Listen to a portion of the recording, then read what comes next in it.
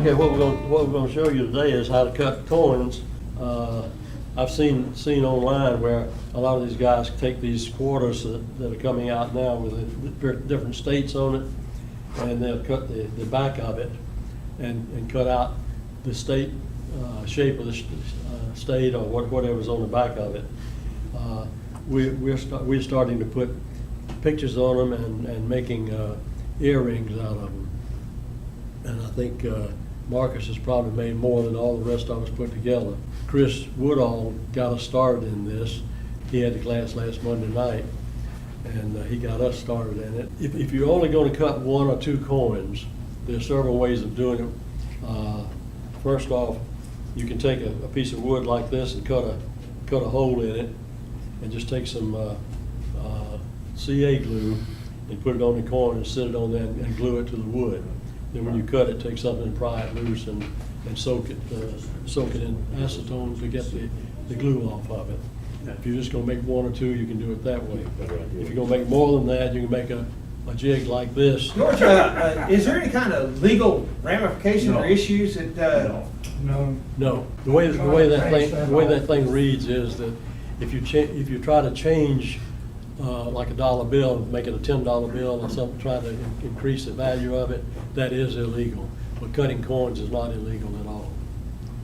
Now, some of the things we do, we could get in trouble with. You'll notice that I'm going to pass out some patterns that I've made, and some of these patterns are college logos. If you start making, you can make it all you want, but if you start selling them, you could, if they find out about it and you're doing a lot of them, they'll probably send you a cease and desist order from the college and ask you not to do it anymore. If you do it some more, then they'll probably sue you or something. But this is another method. If you're going to cut more than just one or two and you don't want to go to the trouble of drilling a hole and gluing the quarter on here, you can make something like this now. Chris Woodall made this for me and gave it to me. The only trouble is you got to have wrenches to take these loose, and then you put the quote in there and tighten it back down. It takes a lot of time. Now the best method, and Marcus came up with this, he has them for sale, is this little gadget right here. All you need is a Allen wrench. Just loosen that, the coin comes out, you put it in, and the way we do this, we take the coin,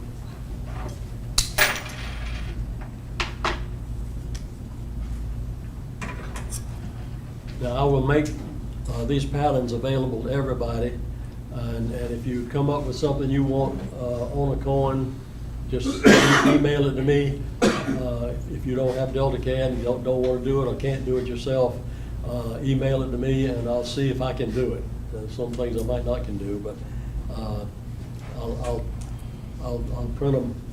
Can you see this up there? Yes. I'll print them like that, and there'll be a red ring and everything inside will be red. Then there'll be a black ring around the outside. All you need to do is take your scissors and cut on that black line all the way around. And it's not so critical that you're worried about getting it straight and all. But once you get this cut off,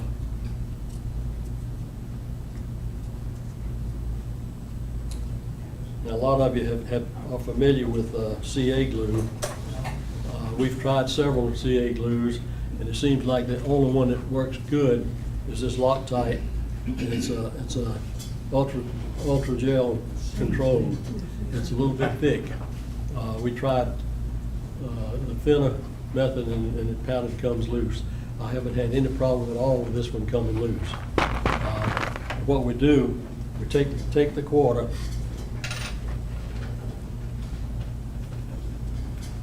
put the pattern on it like this. Now you can use there's all kind of little clamps you can use. I happen to have these hanging on my wall, so I use this. I'll put that on there and just clamp it on this edge over here like this.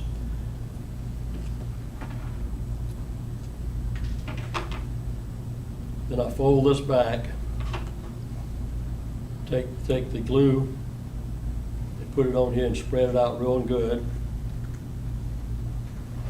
You don't want to get that on your fingers, so if you take a little piece of wax paper and take a square like that and just mash it and rub it a little bit, when it starts looking a little bit dark on the top, you know that glue is soaked into that paper real good and it's stuck.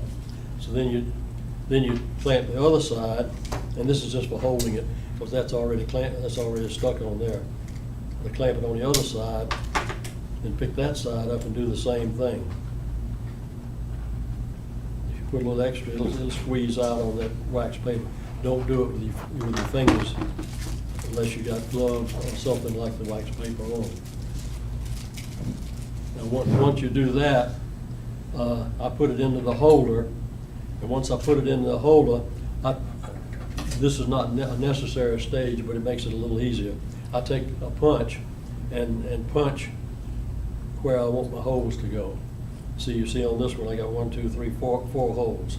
One for hanging it, and the 3 holes to get into these blank areas. And this is the quarter size. Marcus has these available. You gonna sell them for $25 today? Usually he gets $30 for them. He's gonna run a special today. Here's one for a quarter, for a dime, a nickel, a quarter, a half a dollar, and a silver dollar. So you can get any size you like. All I have ever used is a quarter and a half a dollar. I saw. Did you bring the ones on the dime? Third row, Oh, on this one. third row. Yeah, here we go. Can you get that? He made these and took them to his church, and gave a set to a little girl. And he said that the next time he went, he came out and there was 3 little girls standing there in the door waiting for him. So I want some of those. so you can all. Drill the holes, you just punch them? No, I just punch it so the drill won't wander when I hit the metal. Okay. And you want to be real. I'm trying to cut when I draw the patterns. I'm trying to make them large enough, or the space is large enough that you can use a 1/16 inch drill bit. Okay. Now, Chris Woodall uses different drill bits. He uses smaller drill bits to get into small areas. For example, this wasn't made by Invited Owl Club, but the guy brought this to Marcus at the show last year. And you can see how fine that is. I don't get into that. What's the picture? It's kind of hard to see. What's the picture of? Looks like a Celtic knot or something like that. We can send it around if here. Well, here, let's see. Show your 50-cent piece. Yeah, here's the same design on a 50-cent piece. Can you see that? Yeah. Hold your hand behind it, George. Does that help? Yeah. Oh, like a Celtic knot. Yeah. But that design on a 50-cent piece works pretty good. You try it on a dime, you got your work done. I'm not gonna do it. So once you get the punch, take it over to your drill press, and when you drill the holes in this, you don't want to drill it like you do wood. You don't pull it down like that. You merely put just enough pressure on it so that it starts cutting, and just gradually come down with it. If you get in a hurry, you'll break your bit, and then you break a bit in there. It's hard to get out. Not the best way to get out is drill another hole and go in and cut around it to let it drop out. Once you cut one, the pattern is going to still be stuck on there with the CA glue. So you take acetone and just drop that coin in the acetone. If you leave it there 30 or 40 minutes, something like that, that pattern will turn loose. You can actually take it off hold. You could probably dry it and use it again if you want to. I never do that, but it comes off good. If you have a little bit of glue left on it, you can either drop it back in the acetone, in some clean acetone, and wipe it off. Or what I'll do, it's not much of it. I'll just take something like this brush and brush it like that, and that takes the rest of it off and kind of polishes and shines it up a little bit. Okay, I guess we'll try cutting one now. The blades are jeweler's blades. You get these from a couple different places. Yeah, the Flying Dutchman is the one I use. Now, I usually cut at about 3, that's over 2 right there. You don't want to cut it too fast, and as you cut into it,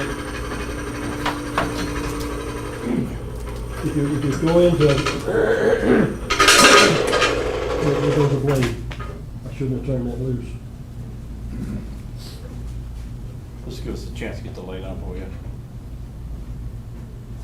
We'll take intermission. You don't have to go to the bathroom.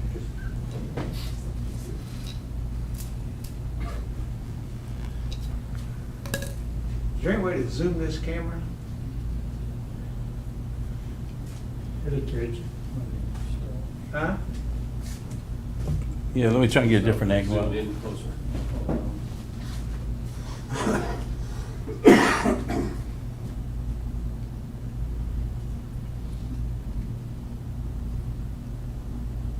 Yeah, there you go. There So you George, go. how many blades do you usually go through to cut one going? Well, generally, I cut one point with one blade. That's So- pretty good. But sometimes, you see, I've already used one now, because I turned the thing loose, I shouldn't have done that. If you, the slower you go, the less the blade will last much longer. Right, the blades last He longer. goes faster than Dorothy. He don't go slow. George does everything fast. He's a wide open man. Or he talking something. They know we work with them, I work with them all the time. Generally, I feed the blade from the top, which I highly recommend. On something this small, I will feed it from the bottom. And this one doesn't have a lift on it, so I just lift it up and just drop it back down. George, we didn't put the mic on you. Go ahead, put this on, put this in your pocket. I think they know, oh, you need it for the recording? For this. Oh, okay. We just want to put your mark and I'll put it on there. I think up to now it's been good because you were right there and the boom mic's picking it up, but when you start cutting at the same time, just put this in your pocket and we'll.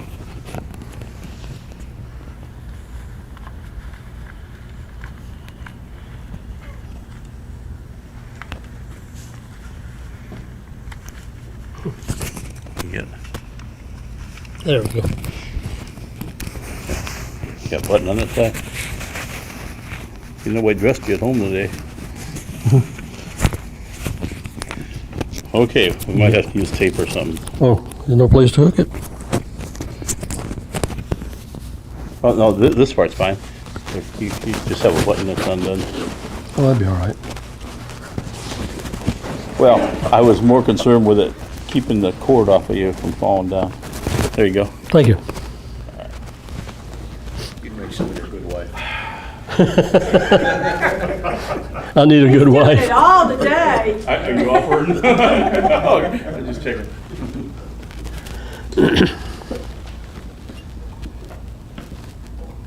All right, now we're back to it. All right. Now we're back to it, all right.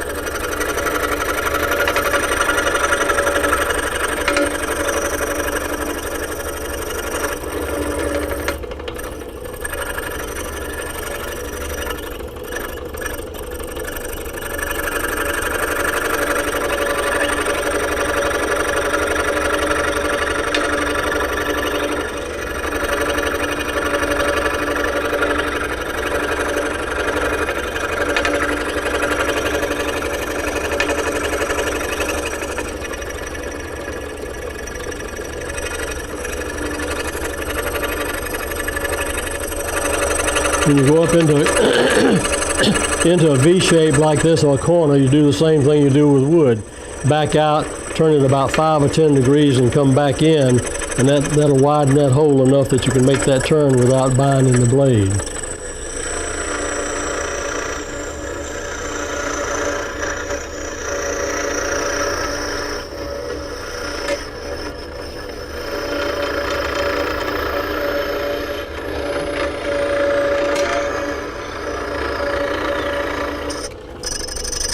Now, in order to make the tail look good, I'll go in 2 or 3 times like this make it jagged looking.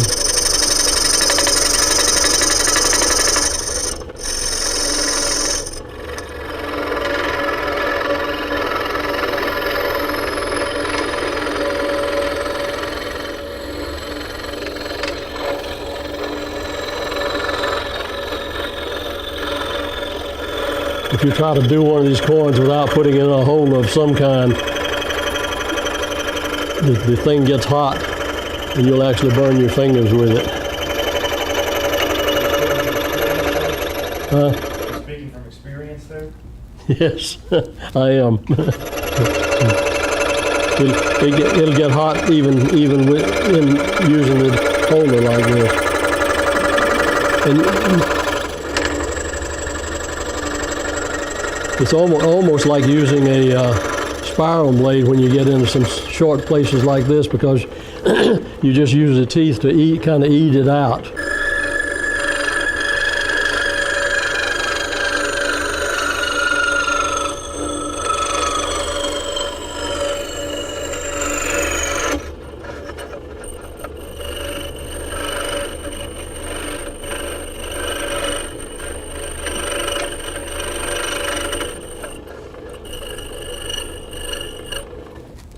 I know this is kind of like watching grass grow, but if you're in a hurry, take up another sport. Actually, I'm surprised how fast that blade cuts. Oh, What pattern are you cutting, just curious?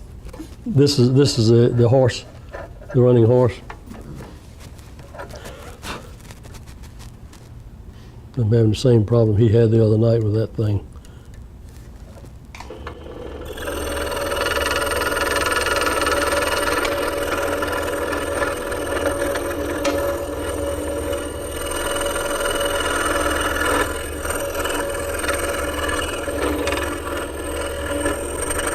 You can make these turns as long as you keep the blade engaged.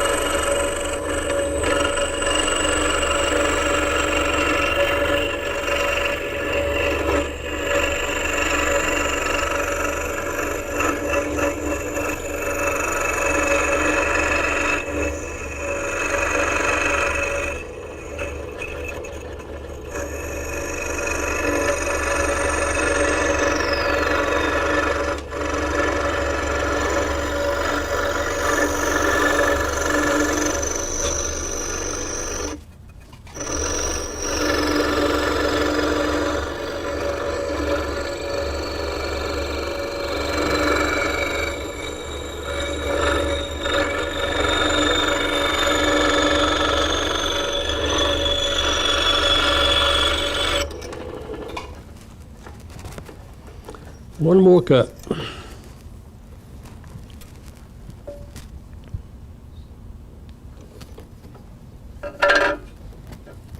Who's gonna vacuum that mess up, George? You're my vacuum man. My shop usually, I just broke another blade. How expensive are these blades? Huh?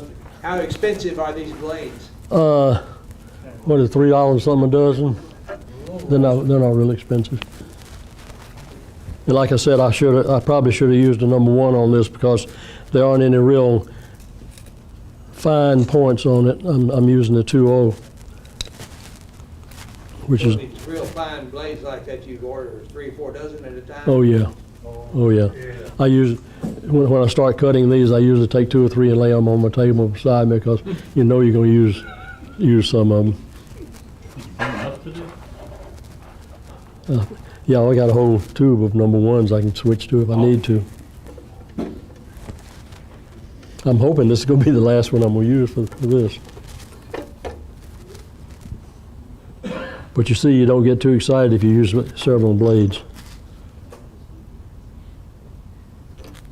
Like I said, they're so brittle, I have broken one just turning it to put it in there like that.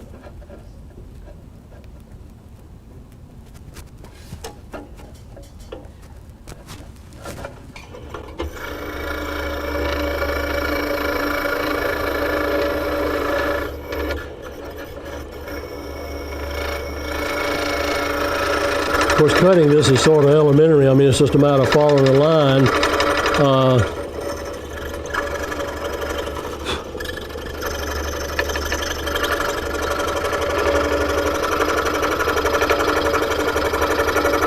Once I finish this, I'll show you what we do with them.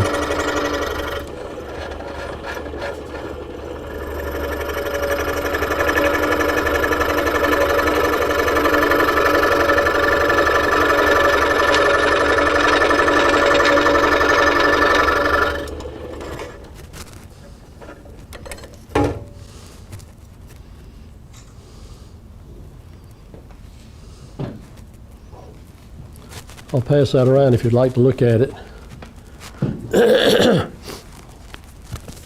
Now the next stage is to take that quarter with the pattern on it and drop it into your acetone. Once you leave that in there for a little while, you can come back and I usually use my pocket knife and take it out, and the pattern will just slide right off, and you can clean it. And as I said before, you can use a little brush like this to polish it up a little bit if you want to.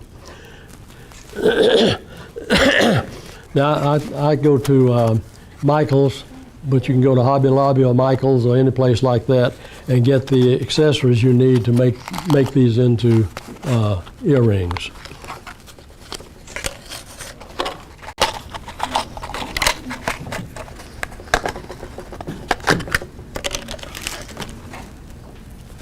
You'll notice that most of the earrings that we've made, we use that type for people that have. Can you see that? You can't see it, but it's a hook type that goes through the hole in the ear.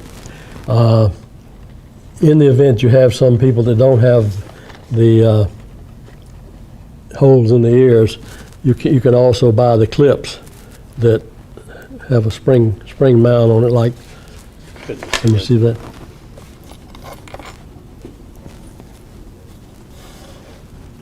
You can get it with a spring mount on it like that, so that if they don't have holes in the ears, they just clamp it to the bottom of the earlobe. And when you're using your CA glue, if you put it in something like that and leave it upside down, a lot of times I don't even put the cap on it when I get through, because I come back later, you just take your pocket knife or something and just knock that little knob off, and it's ready to go again. It doesn't dry out up in there like some of the wood glue does. Now you can get different sizes of these jump rings, they call them. That's a 10 millimeter, which is a little bit large. Most of them we use the 7 millimeter, which is real small.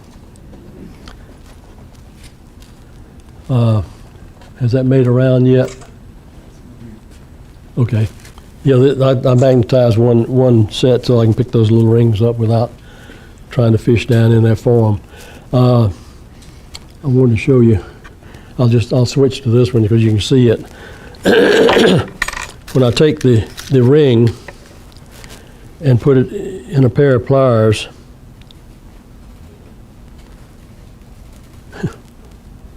that's not nervousness, that's old age. We all got a little bit of that. Put it in there and just twist it like this. Don't try to pull it apart, twist it. And when you twist it, then you can hang your thing on there and then go into your, they call these fish hook earrings.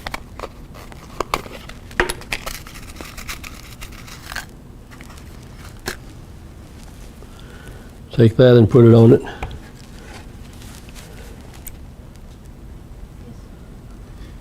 Close that back up.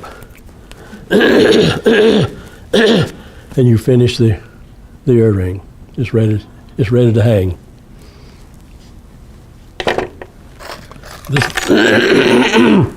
This is a size drill bit that I try to make everything usable. That's a 1/16 inch bit.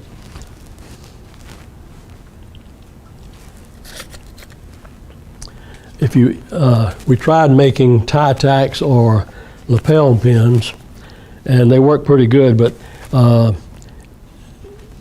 the metal, let's see if I got them here. The metal on the back of these is large enough that it shows through. You might have to cut some off of it.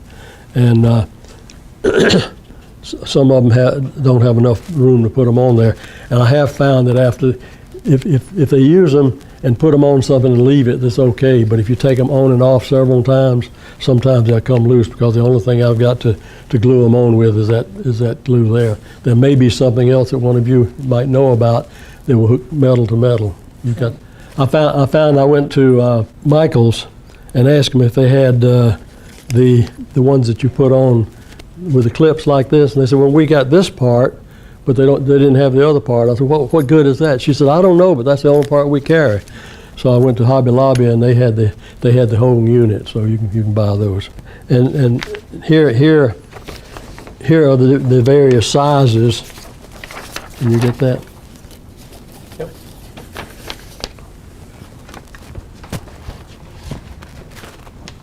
Those are the various sizes of the coins.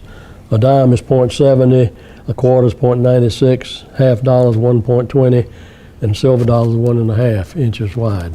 If you have a pattern for the quarter, for example, and you want to make one for the half dollar, then you take the 120, which is what the size you want, divide it by .96, and it'll give you a multiplier. Select that, and of course I use DeltaCAD. I don't know whether everybody in here has DeltaCAD or not, but it's very easy to do that. You take the size you want, divide it by whatever you've got, and it'll either give you a 1 point something if you're going up, or to give you a point something if you're coming down, to multiply that by, and it'll change the size. Here again, if you have a problem with it, send it to me, and I'll work it and send it back. I think everybody's got my email address. And like I said, if you have something special that you want to make a coin out of, cut a coin out of that you don't have a pattern for, I enjoy that part of it. I'll be glad to, you send it to me, and even if it's a picture that big, I can reduce it down and try to trace it and put it on a coin for you. And I'll be glad to do it. And that just about covers it.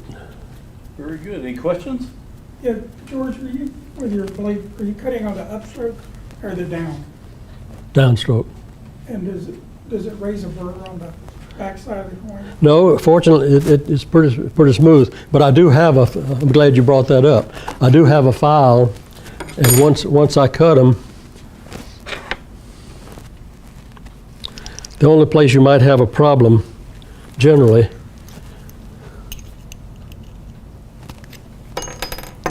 is where you drill the hole to put the ring in it.